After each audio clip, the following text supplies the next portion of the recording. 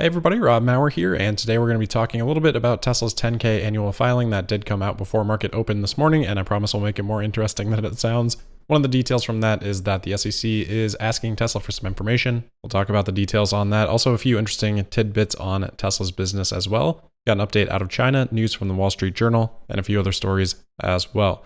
We'll start off with the stock. Tesla today actually finishing down 1.7% to $907.34. But the Nasdaq was down 0.6%.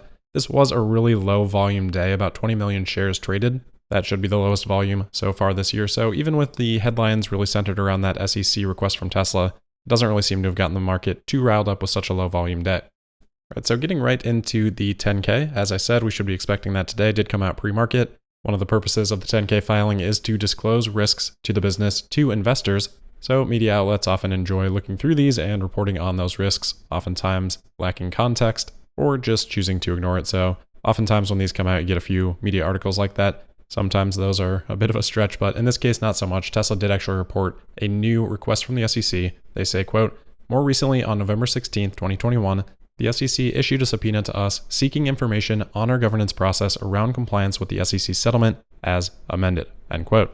That's referencing previous text talking about the SEC settlement over the going private tweet, part of which required Elon to agree to some terms on his communication. So I saw a lot of people today saying that this wasn't anything new, that we've heard about this previously. As far as I know, we have not. I do actually think this is new. There was a lawsuit about this tweet that we had talked about. That was just from a person, an investor, so-called investor, not from the SEC, but they were basically claiming that Elon had violated that settlement. And then separately, we had also heard in December that the SEC was looking into the situation with Tesla Solar and Walmart. That report had come out when whomever had complained about that situation had asked the SEC for an update, and the SEC basically said no, but we are investigating it still. The 10K says that the SEC was asking for information around governance, so that would have to do with the Elon Musk settlement rather than anything related with solar. So again, as far as I know, this is new information. That being said, when that lawsuit did come out, we did talk about whether or not that had merit. That requires looking at the terms of that settlement between Elon Musk and the SEC. And with this news, I do want to play that brief clip again. Anyway, back to what is actually required to be reviewed from that SEC settlement. It is a very specific set of things that Elon and Tesla have agreed to, and it's often broadly described as something that would move the stock or something material to the stock. That's not actually what the agreement says at all. It's much more specific. To require review, it has to fall into one of these 8 categories. So the company's financial condition, statements or results, including earnings or guidance, proposed or potential mergers, acquisitions, etc., production or delivery numbers not previously disclosed, new or proposed business lines that are unrelated to then existing business lines, projections or forecasts that have not been previously published, events regarding the company's securities, including Musk's acquisition or disposition of the company's securities, credit facilities, or financing or lending arrangements. Keep that one in mind, we'll come back to it. Then non-public legal or regulatory findings, or any event requiring the filing of a Form 8K. In addition to that, there is sort of an overarching one that says such other topics as the company or the majority of the independent members of its board of directors may request if they believe pre-approval of communications regarding such additional topics would protect the interests of the company's shareholders. Now, that one doesn't mean anything because that would be up to Tesla to implement, and why would Tesla implement that in an official capacity that would give them liability with the SEC? I think they would probably do that through different means, which would create less liability. Now, again, note that there's nothing specifically in there about tweeting something that moves the markets. That's not inherently problematic. So I think pretty clearly the only one that could possibly be relevant to Elon Musk's tweet about potentially selling 10% of his Tesla stock would be that one that says events regarding the company's securities, including Musk's acquisition or disposition of the company's securities. Assuming Elon didn't have someone pre-approve this, which I think is probably a fair assumption to make, then I guess it would be up to the courts and lawyers to figure out if this tweet about selling stock in the future would be considered an event regarding the company's securities. Now, obviously not a lawyer, this would just be my own speculation, but I would take event to mean an actual sale or purchase of stock, not just talking about doing it in the future, but obviously I don't know that for sure. I do know that Tesla and Elon Musk have pretty good lawyers that could probably make a pretty good defense. All right, back to present day, I think all that still holds up, and the SEC asking for information here doesn't necessarily mean that Tesla is going to wind up in trouble. I think Tesla will defend any challenges that the SEC pursues, and if we are to assess risks, that's probably a bigger risk because normally a company might just settle. Tesla did that before. I doubt Tesla's going to be up for doing that again, especially Elon. If the SEC does actually want to try to pursue something in this case. If the SEC were to end up pursuing something and Tesla just came to a settlement, I don't think the market would really care too much. But as always, the market does not like uncertainty. So if there were an action and that were to drag out, could be a bit of a weight on the stock. Now, that doesn't really mean anything because there are other things that would offset that potentially. Really just highlighting that a scenario like that is worth taking into consideration among those other factors. All right, let's continue on through the 10K. The other risk that got some media attention was a section that Tesla called litigation and investigations relating to alleged race discrimination. They note that on January 3rd this year, the California Department of Fair Employment and Housing issued Tesla a notice of cause finding and mandatory dispute resolution following an investigation into undisclosed allegations of race discrimination and harassment at unspecified Tesla locations. Tesla says the department gave notice that based upon the evidence it has collected, it believes that it has the grounds to file a civil complaint against Tesla. So one of the purposes of this department is to take in discrimination complaints, evaluate their merits, and if they think there is some issue, they'll try to seek a resolution with the party that is being complained about, in this case, Tesla. They've got a flowchart on their site about how this process goes, and you can see if you just look at the right-hand side there, they're filing this notice to try to seek a settlement with Tesla or then eventually take it to court. Tough to say what the risks are without a little bit more information, but I would assume this is probably from an individual, and in that case, the risks are probably no larger than other cases like this that we have talked about before. Speaking of which, we do have an update on one of those. Remember that Tesla is appealing a $139 million verdict that was given as an award in one of those discrimination cases. Tesla says that there was a court hearing on January 19th and that a decision is expected soon. Tesla would pursue next steps, including an appeal if necessary. All right, let's move on from those risks. I do want to highlight a couple of other interesting parts of the 10K. First up, on capital expenditures. We know that Tesla spent $6.5 billion on CapEx in 2021. Usually the 10K gives us our first opportunity to see what their plans are for a couple of years out. And Tesla has said that we currently expect our capital expenditures to be between $5 to $7 billion in 2022 in each of the next 2 fiscal years. This is the exact same language that Tesla used in the Q3 10Q. Except we've now moved into a fiscal year. So this adds another year on to that guidance, basically saying that Tesla still expects for 2024 now, CapEx only to be in that $5 to $7 billion range, the same that they had previously communicated as a target for both 2022 and 2023. Now, this might seem like a small thing, but this is actually a pretty big deal because it shows tremendous confidence that Tesla can continue to get an amazing return on their invested capital. Tesla has been extremely efficient thus far with their capital. So if they're saying, okay, for the next few years, next 3 years now, 2022, 2023, 2024, their capital expenditures are basically going to be flat, even though the business is going to be growing by 50% every year. That is pretty crazy. Now, obviously, Tesla can go ahead and change these at any time in the future, but regardless of a future change, it shows us what Tesla thinks that they can accomplish right now. Basically, Tesla's on a pretty clear path to becoming an insane cash cow. Now, to be fair, 2021 was a bigger year for CapEx. It went from $3.2 billion in 2020 up to $6.5 billion in 2021.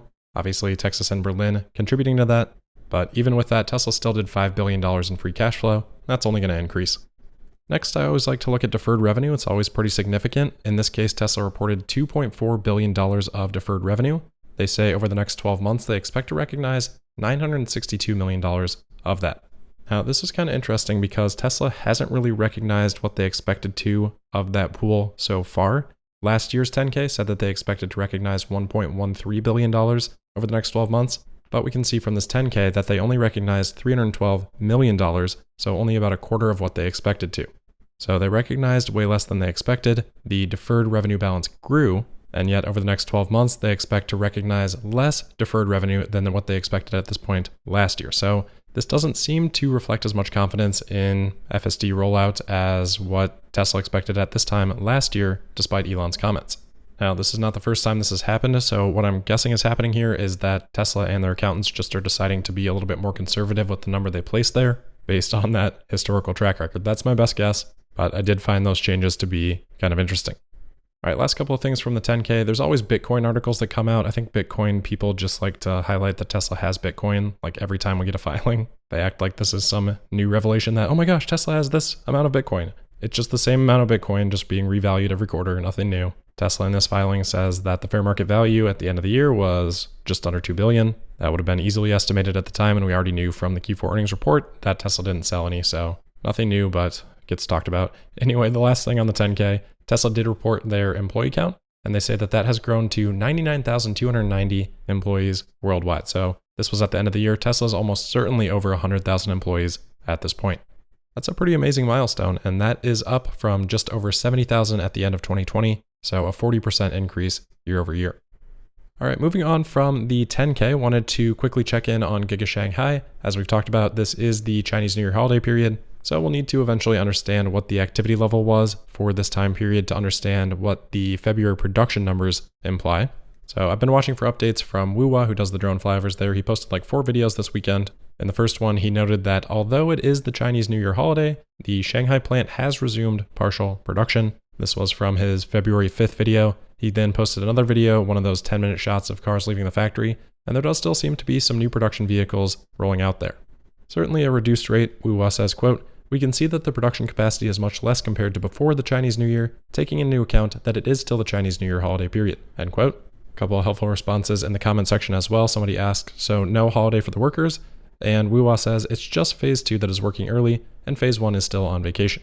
So Tesla probably alternating time off here is my guess. Hopefully at some point we can kind of figure out how that schedule looked. And then in terms of returning to normal, somebody asked if that was until February 7th, and Wuwa said yes, the national holiday is officially on February 8th. So again, over the next couple of days, we'll keep an eye out and see any more updates, see if things look like they're back at full production. For this period of time, again, we'll try to figure out when those shifts were occurring, but I'd maybe model, 25 to 50% output for these days when we do eventually get the numbers for February in about a month. As for January, we should have the export and production numbers pretty soon, probably sometime in the next couple of days. So we'll look forward to talking about those. All right, next is an article from the Wall Street Journal. This was from Friday, but did seem to get a decent amount of attention over the weekend. Basically, it's just a piece with a bunch of anecdotes about people reselling Teslas for more than they cost, talking about the used car market in general being robust, and then especially so for Tesla, with many people actually paying more than the new list price for some used vehicles. The article talks about one person who has been in the business of flipping cars for a while, and it says, quote, "Pre-pandemic Tesla owners were happy to take what they could get for their cars. Now Mr. Haniche, who's based in Milan, Italy, says demand is so charged, he regularly faces bidding wars. Some prospective sellers have so many offers, they have taken to organizing them in Excel spreadsheets. Those looking to sell lightly used Model 3s can expect to pocket upward of $4,500 in profit," he said, end quote. So I think we're all kind of aware that this has been going on, but I think this example illustrates why Tesla actually does need to raise prices in the case of having too much demand. If they don't, there are just going to be third parties like this that are flipping vehicles and taking advantage of that mismatch in supply and demand and profiting for themselves. If Tesla doesn't do anything, a decent amount of that profit is just going to shift from Tesla to those resellers' hands. Obviously, the shift wouldn't be 100%. There would still be customers that could buy at that cheaper, lower list price. It would just take a really long time, but the shift would certainly be greater than 0%, as we can see right here from this example. The greater that imbalance is, the more opportunity there is for resellers, and the higher that percentage becomes on that hypothetical 0 to 100% profit capture scale. Next, we've got an update from TeslaScope here over the weekend, tweeting, quote, "The rumor is out. Tesla's been working on their own app store since around May 2021 and will launch before deliveries of the Cybertruck. This is what we expected to be shared during the earnings call, although Elon Musk did share this would be the year of software," end quote. So this is an idea that has been discussed a lot. We've talked about it on the podcast before. And remember, the patents for the Cybertruck UI had a section called apps in it. So not a surprising rumor, and obviously Tesla already has a bunch of apps in the car. Anyway, they're just in different folders and they're all free, right? So an app store, maybe they start charging for apps. Maybe they start opening it up to third-party developers. I think that would be the most interesting possibility. But of course, with the car, especially one as automated as a Tesla, there are security concerns with doing that.